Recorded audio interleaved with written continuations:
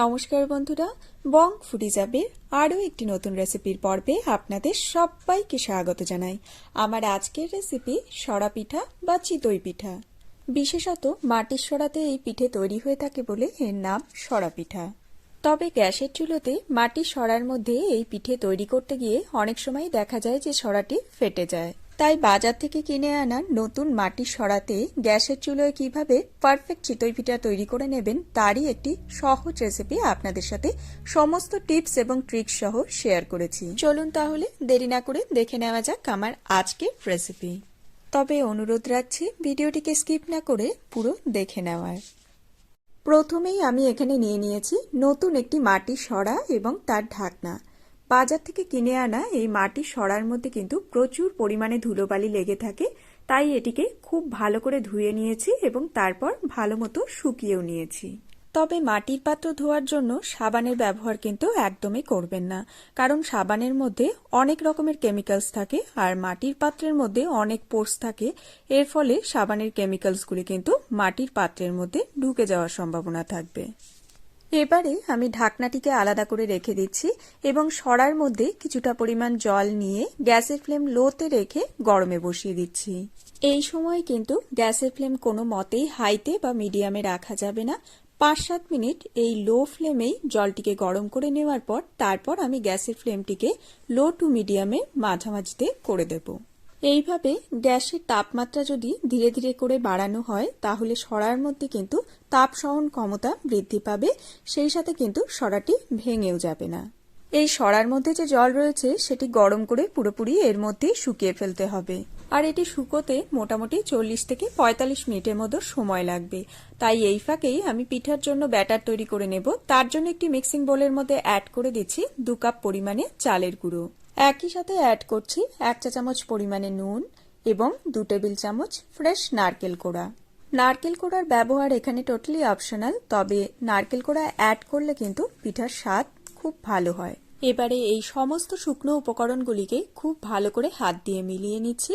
তারপর ধীরে ধীরে পরিমাণ মতো জল অ্যাড করে খুব বেশি ঘনও হবে না আবার খুব পাতলাও হবে না, এরকম একটি ব্যাটার তৈরি করে নেব। তবে আমি এখানে কুসুম গরম জলের ব্যবহার করেছি। রুম টেম্পারেচারে থাকা জল বা ঠান্ডা জলের কিন্তু একদমই ব্যবহার করিনি। কুসুম গরম জল দিয়ে যদি ব্যাটারটিকে তৈরি করা যায় তাহলে কিন্তু পিঠে খুব সুন্দর নরম তৈরি হয়। আজ আমি বাজারের কেনা চালের গুঁড়ো ব্যবহার করেই এই পিঠে তৈরি করে নিয়েছি। তবে আপনারা চাইলে সেদ্ধ চাল মিক্সিতে গুঁড়ো করে নিয়ে সেটি দিয়েও এই পিঠে তৈরি করে নিতে পারেন। একবারে খুব বেশি জল অ্যাড করে কিন্তু ব্যাটারটিকে তৈরি করলে চলবে না। ভিডিওতে আমি যেভাবে অল্প অল্প করে জল অ্যাড করে ব্যাটারটিকে তৈরি করে নিয়েছি, এভাবেই কিন্তু আপনাদেরও পিঠের জন্য ব্যাটার তৈরি করে নিতে হবে। আর এই ব্যাটারের মধ্যেও যাতে কোনো দানা ভাব না থাকে সেদিকেও বিশেষ খেয়াল রাখতে হবে। আমি আজ নতুন মাটির খোলা বা সরাতে কি করে পিঠে তৈরি করে নেবেন সেই রেসিপি আপনাদের সাথে শেয়ার করেছি। তবে চাইলে কিন্তু আপনারা এই পিঠেটি যে কোনো ভারী তলাযুক্ত কড়াইতেও তৈরি করে নিতে পারেন। আপনাদের সাথে কথা বলতে বলতে আমার পিঠের জন্য ব্যাটারটি কিন্তু একদম রেডি হয়ে গিয়েছে। এবারে আমি এটিকে 2 মিনিটের জন্য খুব ভালো করে হাত দিয়ে ফেটিয়ে নিচ্ছি। এতে করে এর মধ্যে বাবলস তৈরি হয়ে যাবে আর এর ফলে পিঠাটি কিন্তু খুব সুন্দর ছিদ্রযুক্ত এবং ফাঁপালো তৈরি হবে। ব্যাটারটিকে আমি এই মুহূর্তে অল্প কিছুটা পাতলা রেখেছি, তবে এটিকে রেস্টে রাখার পর কিন্তু এটি একদম পারফেক্ট কনসিস্টেন্সিতে চলে আসবে। শীতকালে এই পিঠা খেতে কিন্তু খুবই ভালো লাগে।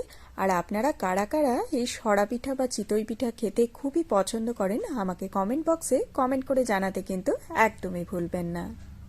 মাটির সরা বা খোলা ছাড়া যদিও বা এই পিঠে আপনারা যে কোনো কড়াইতেই তৈরি করে নিতে পারেন, তবে মাটির সরাতে এই পিঠে তৈরি করে নিলে তার কিন্তু এক অন্যরকমেরই স্বাদ পাওয়া যায়।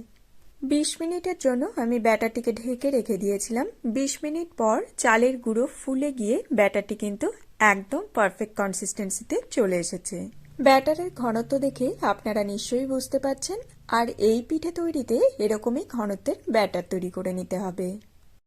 এবারে আমি এখানে একটি কাঁদুচু থালা নিয়ে নিয়েছি। তার মধ্যে সরার ঢাকনাটিকে রেখে দিয়ে ওপর থেকে গরম জল দিয়ে সরার ঢাকনাটিকে ভিজিয়ে রেখে দিচ্ছি। অন্যদিকে আমরা যে সরার মধ্যে জল গরমে বসিয়েছিলাম সেটি কিন্তু প্রায় পুরোপুরি শুকিয়ে গিয়েছে। দেখুন সরার তলায় কিন্তু 1 চা চামচের মতো জল বাঁচা রয়েছে, সেটিকেও আমি পুরোপুরি গরম করে শুকিয়ে নিচ্ছি। এই মুহূর্তে আপনারা নিশ্চয়ই দেখতে পাচ্ছেন সরার তলায় কিন্তু একটুকু জল বাঁচা নেই, জল পুরোপুরি টেনে নিয়েছে। এবারে আমি সরাটিকে আরও 2 মিনিটের জন্য গ্যাসের ফ্লেম মিডিয়ামে রেখে গরম করে নিচ্ছি। 2 মিনিট পর এতে অ্যাড করে দিচ্ছি 2 থেকে 3 চা চামচের মতো সর্ষের তেল। তেলটিকে এবারে একটি ব্রাশের সাহায্যে সরার গায়ে খুব ভালো করে ছড়িয়ে দিচ্ছি। যদি আপনাদের কাছে এরকম ব্রাশ না থাকে তাহলে আপনারা একটি বেগুনের বোটা দিয়েও এই কাজটি করে নিতে পারেন। এছাড়া চাইলে টিস্যু দিয়েও কিন্তু এভাবে সরার গায়ে তেল মাখিয়ে নিতে পারেন। আপনারা নিশ্চয়ই খেয়াল করলে দেখতে পাবেন যে সরার গায়ে আমি তেল লাগানোর সাথে সাথেই কিন্তু তেলটি টেনে যাচ্ছে।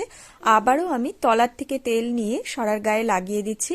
এভাবে করেই তেল দিয়ে কিন্তু সরাটিকে খুব ভালো করে গ্রিস করে নিতে হবে। আর এভাবে তেল গ্রিস করতে করতে যখন তেলটি পুরো টেনে যাবে তখন গ্যাসের ফ্লেম মিডিয়াম টু হাই এর মধ্যে করে সরাটিকে আরও 1 মিনিটের জন্য খুব ভালো করে গরম করে নিতে হবে।